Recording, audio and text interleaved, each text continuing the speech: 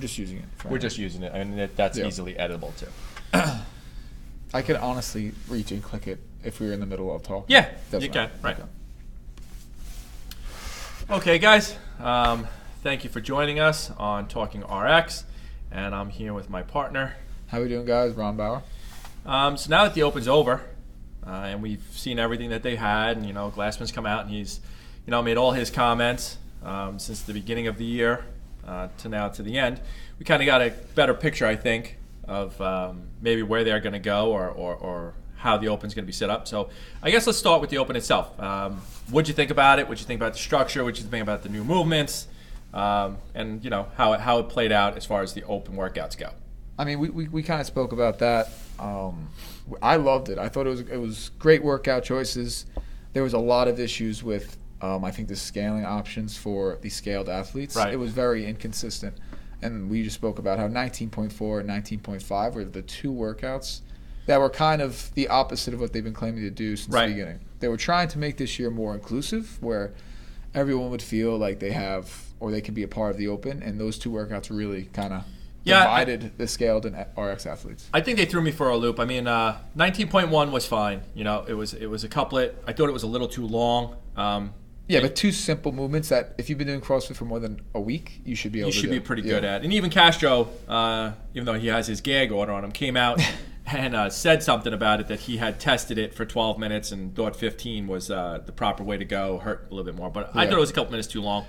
But a workout that we were able to do in the gym, everybody was able to do it. Mm-hmm. A little bit long, a little bit boring, but it gave everybody the opportunity to push and to do it. I mean, it's rowing and wall ball, so that's stuff we do every day. Like I said, it's so simple, and every CrossFit athlete should be able to do that. I think the problem with that one was it wasn't much of a divider. No, it wasn't. There was a lot of close times between someone that's not at the CrossFit Games level and then CrossFit Game athletes. And that was definitely a big guy workout. Oh, right? yeah, So I mean, it just favored big guys on the row and favored big guys on the wall ball. But it was an engine workout.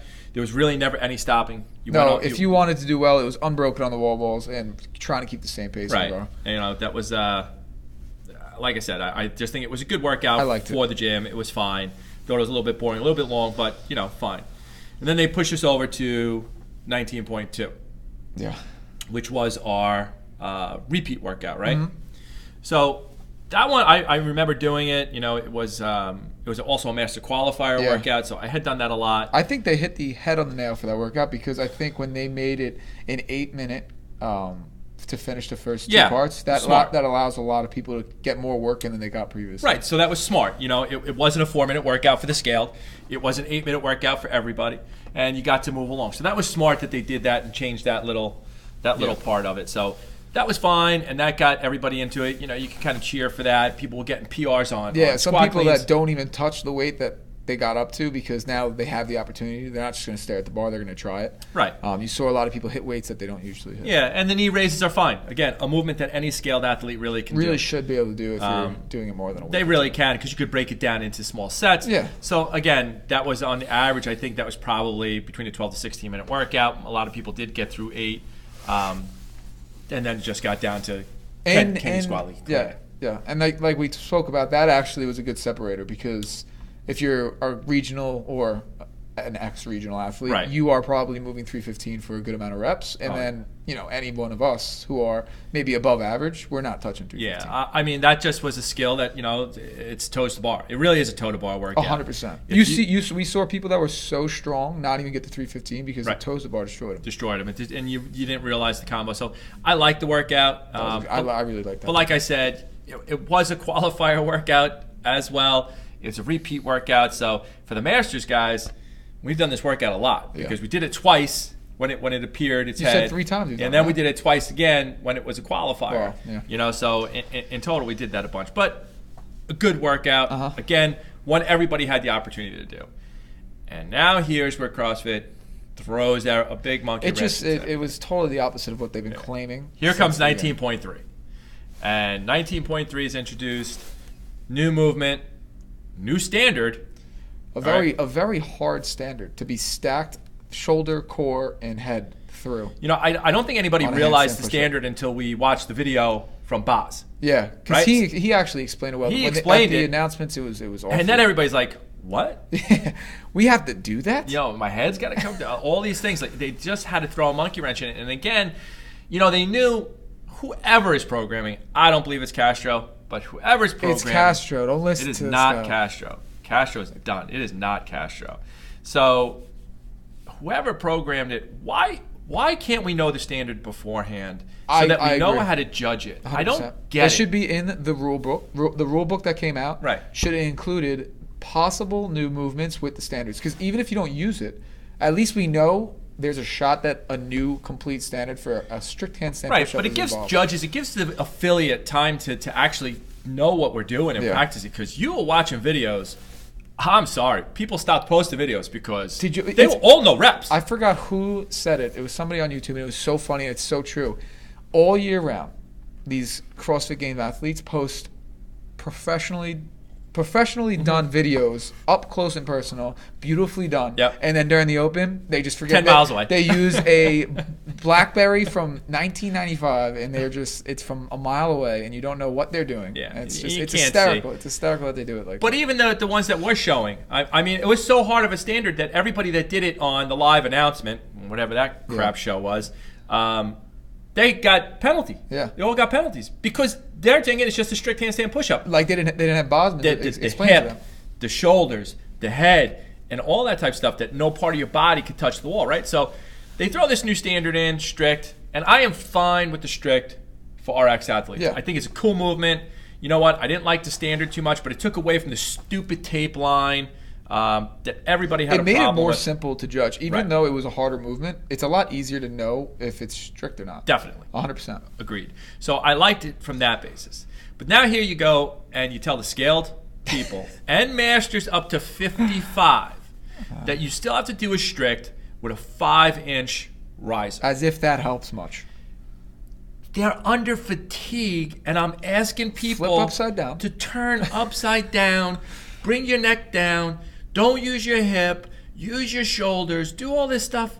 You got to be kidding me right now. Oh, wait, and then do it 50 times. Don't just do it 10 times. Yeah. Don't do it 20 times. 50 times. I still don't get it. I don't understand. Yeah, I think they swung and missed on that one. That was bad. That is an RX movement inside scaled. Yeah. It's the best way I could describe it. That's that is not a scaled movement. It was like them giving us ring muscle ups and then having scaled athletes do ring muscle ups. It's the same movement. Yeah, where they are allowed to jump. They're allowed to jump into the ring muscle. Right. Get out of here. I mean, so that one was a colossal fail to me. They dropped the ball on that. I did come up with some other options that perhaps they could have done. I mean, there was just that was a good block. There was just more. I didn't think there was much thought into that one. It's like lazy almost. And a 52-year-old scaled athlete under fatigue who doesn't do handstand push-ups gets to that point, might want to try it. Here he is. He's going to roll over. It just makes no sense to me why we had to have that movement in there, right? And the weight. Let's talk about the weight. The weight was exactly the same. And, I can kind of get away with that, but you're talking RX athletes. So that means scaled athletes are doing Vellner, Fraser, Froning, Katrin, Brooke Wells. We're not the same.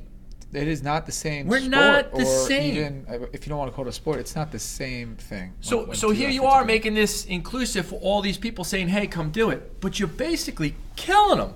You're killing them. At that point, it's not fun. If you get to a point in the workout where, like, let's say the 52-year-old person you were just talking about gets to the wall. Now they're just staring at the wall, collapsing on their neck like 4 times.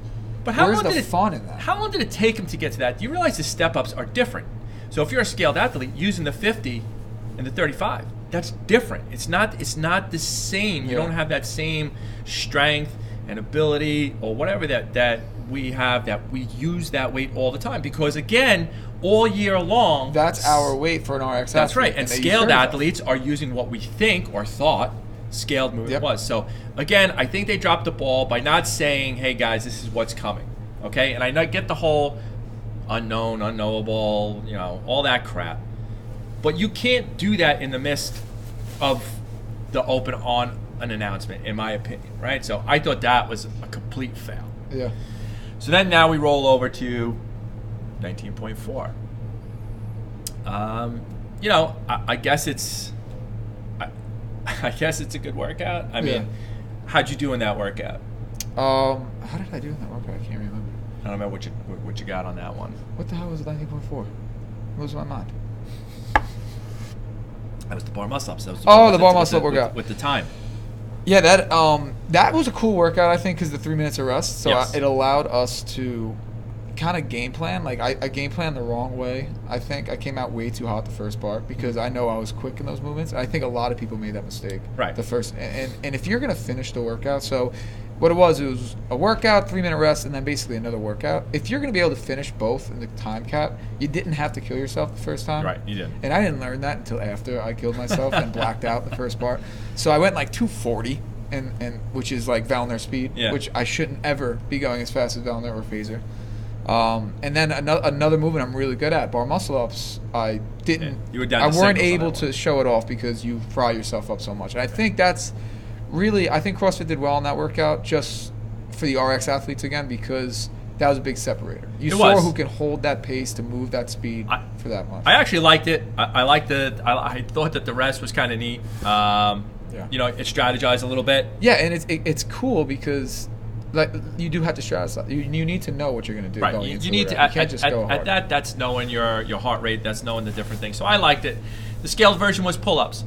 That's fine to me because that's been done. We know that scaled from athletes, bar muscle ups to pull-ups 1,000 times. Right. So we now know that scaled athletes are going to be required to do pull-ups. So that's fine. You know, and you had some nice moments where they finished that first part. Yeah. You know, and if you're a scaled athlete, that first part might have taken you a little bit longer, which is fine. And then, you know, people were getting their first pull-up. Yeah. Or their second pull-up. So that's cool, and that's what brings the Open. That's what's special about the Open for those level of athletes. So I liked it. I thought it was a good workout. I thought it was a lot of fun. I thought it hurt. It did hurt, man. You know. It hurt your heart. And it was good for people that just got bar muscle ups. Like it gave them a little bit of a rest in between there. So yeah, but that rest is like it's torture because you get the 3 minutes and then you're like, holy crap, I have to go into that dark place already again. Like the 3 minutes, you look at the clock and it's 2 minutes of rest by the time you get up from the first part. I definitely didn't go as fast as you guys. I was almost a minute slower, a little bit less. Yeah, but it was smart, honestly. You know, I didn't have to really worry about that too much. You accidentally did a better game plan than us. Yeah, I did. And then, you know, so I liked all that. I thought it was, again, that was good. I thought it was good. I thought it was a good workout. Scaled wise, I thought it was a good workout. And it was, again, just a lot of fun. What they did in that workout, though, was they brought back the old burpee standard, right? Yeah. Which they never should have changed to begin with. So, yeah, they did well there because that is I hated the standard. It's stupid. It's a burpee. Why do you got to change it? Just keep it. Just keep it. If you're thinking too hard, just leave it. It just sucks. Let them step up if they want. Yeah. So they changed that back, which everybody, I think, overall was pretty happy about. But again, athletes are practicing all year long. All year round. And in all the sanctioned events, by the way, leading up to the Open, the standard didn't change until that live that's announcement. one thing we've spoken about so many times already is they need to figure out the sanctioned events on standards. Like, it needs to be the same way. It needs to be looked at as an organization. Right. And, okay, guys, for 2019 season, we're all going to be able to do this standard through all the events. You can't just have, like, the devil press standard going on between these sanctioned events. Yeah, I mean, it's a different movement at every event. And you're allowed to press it some, and sometimes you can lock it out from other. And we've spoken to a couple athletes, and they were saying it was different within the competition within itself. The heats. Yeah, which judges were thinking things were different. So, you know, I was a little disappointed with that. That they just don't tell you. You know, I don't understand the not telling part. You know, we don't know where it's coming or what combination it is, but why couldn't you just simply say, hey, this is what's going back? Even, like I said, even a list of, 10 movements that are new that might possibly come up into the Open, they give it to us 6 months before the Open starts. Yeah. Now we have 6 months to at least know 10 movements we should probably be practicing. Right. Like I've said before, I think the assault bike will be coming within the next few years. Yeah. It'd be nice if they let us know. Yeah. Unlike when they did the dumbbells. Hey, guys, dumbbells are coming. Go buy them. You couldn't even buy them from Rogue, okay? Everybody was out. So people were barring and doing whatever. That was a nightmare. So here comes the second workout that I thought just ended it and threw a monkey wrench in it with me, and that's 19.5. So lazy, by the way. Yeah. Let's just pick the 2 movements we do every year. I'm tired of it. Me too. I really thought they were going to do something different. We have done now thrusters and chest to bars every single year. It's always 19.5 or 18.5. It's always the 5th workout, whatever it is. Yeah. It's just ridiculously high volume. We were doing 60 reps before we got to Fran. It's the same thing repackaged again. Different reps, and again, but usually high volume. And it's the again. same stuff. I know. And I don't get it. I don't understand why. We've never introduced pistols. We could have had ring muscle-ups. We didn't do deads. We didn't do a push over the head. There's so many different things that they could have done in here To test. to make it more gym friendly, right? So they never think of that. They talk about it. Yeah. We hear a lot of talk about affiliates and 10-year affiliates and everything's about the affiliate, but it never shows up really in a lot of the programming. You don't see it where they're actually thinking about how it has to be set up in a gym. Like, not everybody has a ranch No. to, like, put 100 people in No. one heat. No, we have, or you have, well, how many, 8 people were doing I was able heat? to do 8 comfortably. 8 people, and now it was comfortable, but it was a lot of things. It was a lot of moving parts. Now you have 8 judges running around. You have 16. Yeah. It was just. It was a lot. It was a lot going on, but it's boring, guys. You can't tell me that that's not a boring workout. I know Angelo liked it. That was boring. It was. It was boring It was to watch. boring to It was boring watch. to do. It's boring to judge.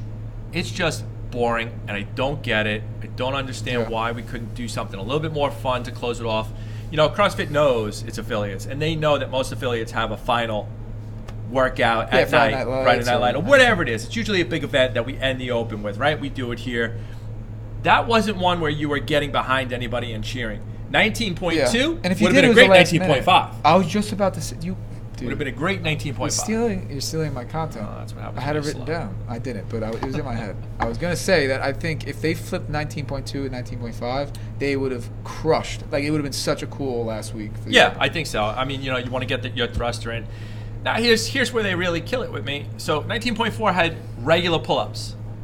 Oh yeah. So now the scale version is jumping pull-ups. I don't get it. It has to be the same. I don't get it. How last week they do pull-ups, but now this week they got to do jumping?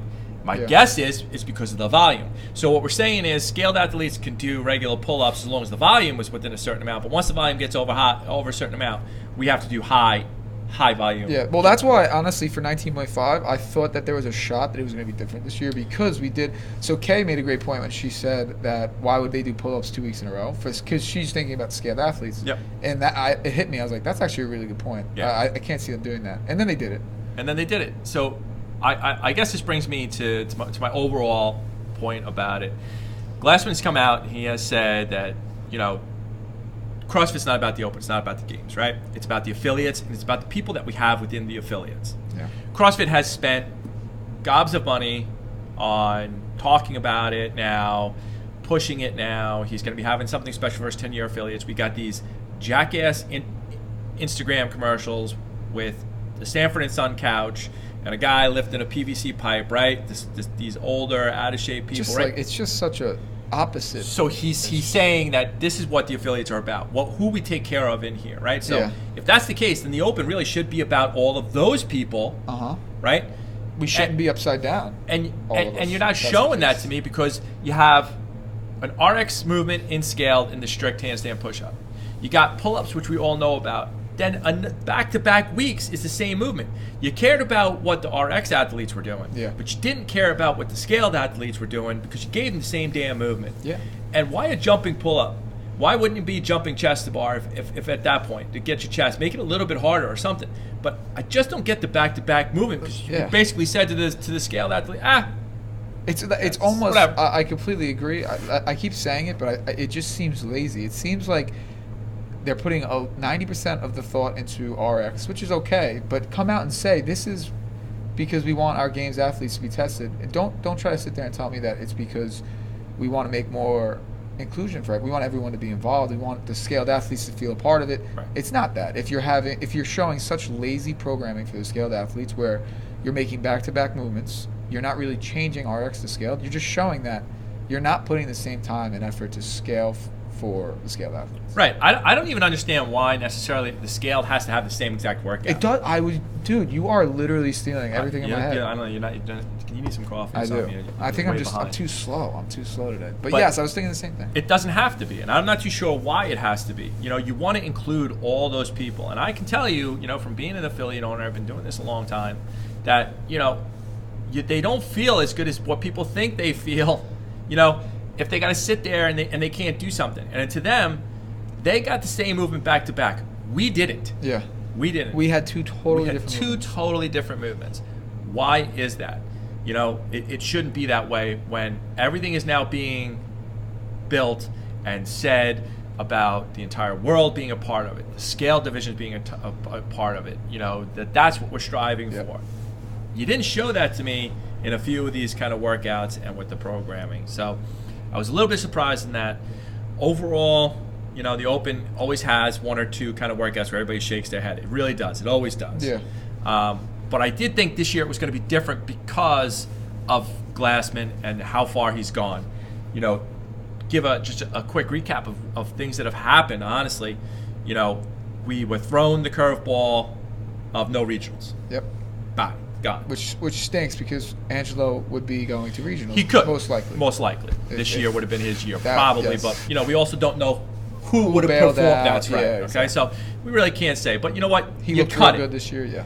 And you basically cut it with no rule book, no explanation, nothing, just boom, gone. Then we get, through drips and drabs, sanctioned events and how you can qualify now for the games. Then we get, how the Open's going to work. It's top 20 in the world, winning your nation, so everybody can be involved, right? So as long as you have a affiliate with good standing, it doesn't matter whether it's that one member, which is literally one member. After week one, there was like 5 national champions as long as they complete every workout. That's because 5 countries. So we got that, but still no clarity on anything. So much so that when the first sanctioned event happened, there was still no rule book. None. All right, so it wasn't until shortly after. So, we got bits and pieces. We had Glassman, for the most part, was really quiet. Armour, if you guys don't follow him, you should on YouTube. Yeah, he's awesome. He's awesome, and he's pretty much, I think, going to be leading the way in CrossFit in the years to come. But yeah, we were saying that when he did the announcement for 19.5 when he was there. Yeah, we were saying that he's blowing up because he does such a good job. He's not biased at all. He really just talks about the CrossFit how he sees it. And he's been in CrossFit for a long time. He has. And he worked with Flo. Yeah, it's not like he heard these new rule changes and was like, I should get into this podcast. So he's actually interviewed Glassman. If you guys want to, catch up on some of the stuff that he's done with him, and then we will get in drip and drabs. How it was going to play out, how it was going to work out, why he's doing it, but still. No rule book, no nothing, no clarification. So here we are all at the end of it, and it's supposed to be, about everybody. Dave Castro's gone, MIA. Nobody knows where he is. Gone forever. Nobody knows where he is. He has had no opinion.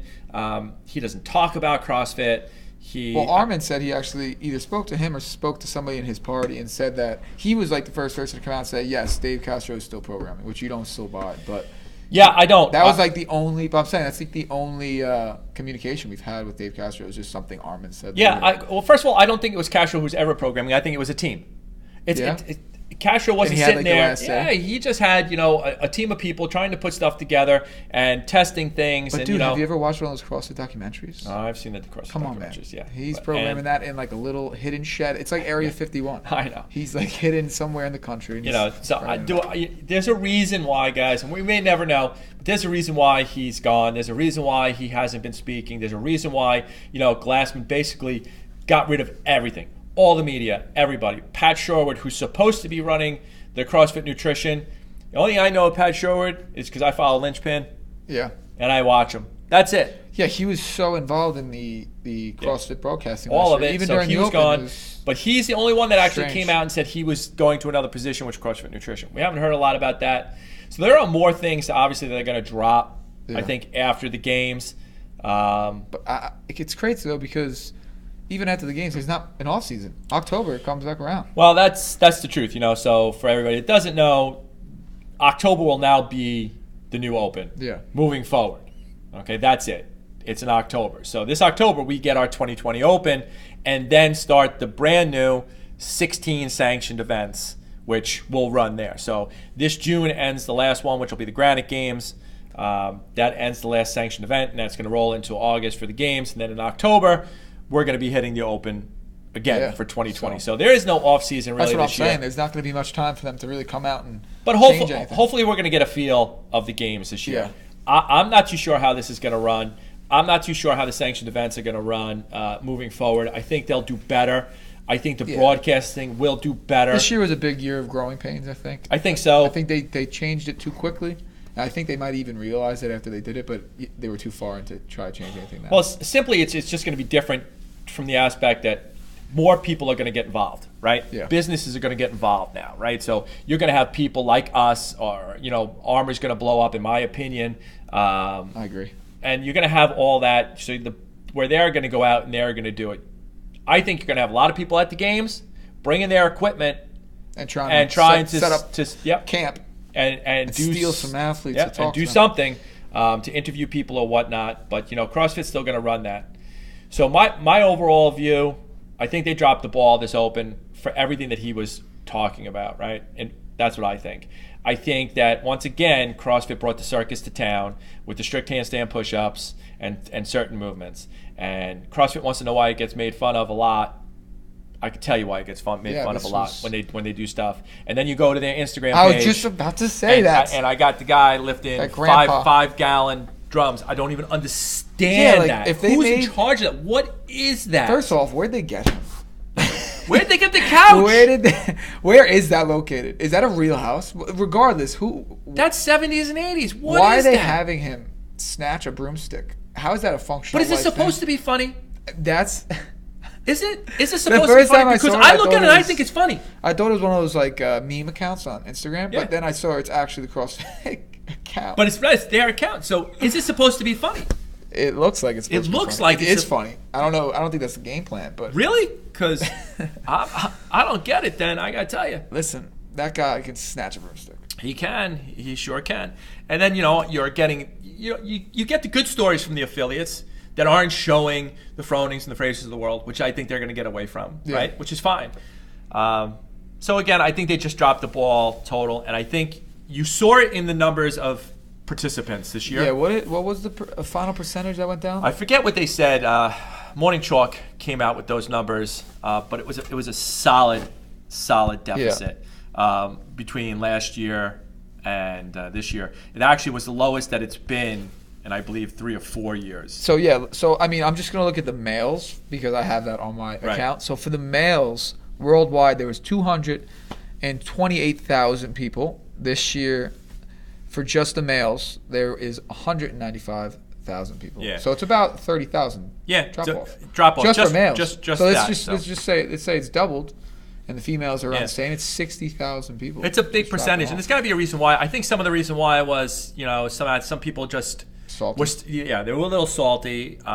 Which now, in hindsight, that I've had time to reflect on some of my own thoughts about it, I think it's fine because I think these athletes should try for the sanctioned events in their own country. I said this from the beginning, and Charlie threw stuff at me and said to shut up. Oh, blah, blah, blah. No, I disagreed on that. I think these athletes now can try for Wadapalooza. They can try for the Granite Games. Yeah. They can try for, the one in Rogue. They can do the Mid-Atlantic. Yeah. They can do all these things within their own country, so they don't have to go to China or wherever. So 16 opportunities, but let's say 7 of them are going to be way too far. Right. I think what they do have to do, as far as the teams part go, is the teams can't be individuals because that's just silly. So you basically got 4 people competing individually, and if they qualify, they can make a team. Yeah. That's got to change. But I agree. I think what they did. So I think you saw a drop because of that. I think in October, I think you're going to see a bigger drop. Yeah. I think you're going to see a bigger drop. I think the affiliates are having a hard time promoting it inside the gym. Just in our gym, we went from 75 to 55, so that's only 20 people that dropped. But our membership is higher than last year, but we still got less. It should have went up. It should have went up. And it didn't, right? So we had some really good athletes who didn't even sign up for it. But right. We had at least people who are RX athletes that didn't even sign up for it because they were kind of whatever their reasons were for it. But it is a great event. I still think it's fun. It brings the community in. I just think CrossFit's got to decide where they're going. I think they got to decide if you're going to just be a scaled and RX and you're going to change the movements. Does it really matter on the qualification here? I mean, Fraser's going to win. I mean, all these people that we know are going to be there. They're there. So, if you want to make it a little bit harder, then you should just program for RX, and scale doesn't necessarily have to be the same exact workout. It can be a totally different workout. It can be a different workout. It can be programmed by a totally different person. You know what I mean? Like, you could have somebody that's the head of the RX programming, and then somebody that's head of scaled. You don't even have to have them connected. As long as they have, like, similar time domains and whatnot. So maybe they'll do something like that moving forward. I think if they do that, you might see an increase in October, but I think his numbers are going to go down. I think that if Glassman doesn't come out and eventually really course correct or say which way we're going here, in my opinion, I think in a year or two, Glassman is going to sell the Open and the games. He's going to keep CrossFit. It's his brand. He's never getting rid of it. But the competition side. But I think the competition side, he may sell. Will he be looking to sell to somebody who's in CrossFit now, or to somebody like a Nike, Under Armour? It's a good question. I know that Reebok's contract's coming up. Reebok has like $5. Yeah, and so their contract's coming up. Much to spend for I wouldn't be shocked if Under Armour takes it. They're showing a little bit of interest in CrossFit. Yeah. They just made a new line. They made some shoes. So that wouldn't surprise me. I just think Glassman wants to take himself. Cam Newton would be an animal. He would. Cam Newton's an Under Armour athlete. Steph Curry would suck though. Yeah, well, he's like, I think CrossFitters. I don't know, but they're just beasts of athletes. Cam Newton would win. Probably. He's a freak. So I don't know if they're just going to go that route. I don't know if he's just going to keep on distancing the brand from the games, and if he's going to do that, then his best bet really is to sell it. Let somebody really run with it. So let somebody really try to grow it in the way it should. He has come out publicly and said he doesn't like to watch. Yeah, it's so annoying. Functional fitness as a sport. That's like being a teacher and saying you hate kids. Yeah, like, but in his defense, for those of us who have gone to the games and watched, the team events are just. If you don't know somebody in a team event, it's horrible. Oh, I can imagine. It's horrible. That's when everybody goes to buy some beers and they go get lunch. It's very tough to watch. The certain events are actually more fun to watch with the individuals, but I do agree with him to a point. But if he's going to keep the games and he's going to do all that stuff, he may just turn around and decide to sell the games and do all that type of stuff. I agree. And the future of Castro, I still have absolutely no clue. It baffles me that nobody's talking about anything. I think we'll get to see if he is at the games doing interviews and announcements. No shot. So you really think he's just done? There's no shot he's at the games. He might be walking around, but he's not giving interviews. He's not going to. He hasn't talked or said one word or done one interview about any of this. Yeah, why weird. not? It's definitely weird. Why is he? It's why not just him being him. Like, he went from a guy. So again, I talk about Armour a lot. I like him a lot. Armour came out with his podcast and talks about Castro and how Castro really was the one that created this persona of the games being larger than life, right? And he became larger than life. Yeah. It really wasn't that way. And he kind of put himself as the face. Right. In the master ceremonies. And that's kind of where we started going down this rabbit hole, right? Of, people looking at the games a little bit different and all the focus kind of on the games. That may be true. So this guy who created all this guy who created a character, really created a character and made these live shows what it was, and he was always present at the games, hasn't given one interview. I know. Hasn't come out and said one thing about the new structure or anything about it. He has to go on like a late night show when he makes his first one because it's huge. It's gonna be fire. Maybe, but you can't it's tell. Weird. It's you just can't weird tell because me he's that the opposite. He's the opposite kind of guy. Like he loves to be in front of the camera. That's why it's so crazy. Like I didn't think he'd be able to shut up. Yeah, and he's very quiet. Yeah. He throws like a weird Instagram post once in a while, like saying what he was thinking about when he programmed the last workout. Maybe and that's it. I don't know. That's all he does. They're just him shooting, and doing like whatever. Shooting guns, and he's running a lot of L1 cert. The man that became the face of CrossFit disappears. So weird. That's not him. You can't tell me that's. Oh well, he's still doing this. He's still doing that. What are we talking about here? Well, I don't understand. Do I live on a different planet? I don't get it. This guy is gone. Uranus. Yeah, this guy is gone. Whatever his future is going to be, I really don't know. So I don't know the future of the games or how it's going to be played out. But it's going to be interesting to say the least. It's going to be interesting. So if we got all that going on. It's going to be an interesting season. Ending season, we got some big athletes that still need qualifying spots. So many of them, right? It's not just so many of them. So guys, if you finish top 20 in the world, you make it to the games. If you win your country, you make it to the games. Now spots will be backfilled, meaning Fraser 1 is going to win the United States. Sean Sweeney right now is in third. His place goes to the next guy. That's right. So Fraser's going to go to another guy. So if you finish the Open technically within that top 30, I was about to say top 30, you got a shot. Right, you're going to get backfilled into the games. Okay, yeah, I agree. And then you have all that. Now we only have a few sanctioned events left. I think what did we say last time? 5 or 6? No, I think you got more than that. You got a bunch. You got a few 8. overseas.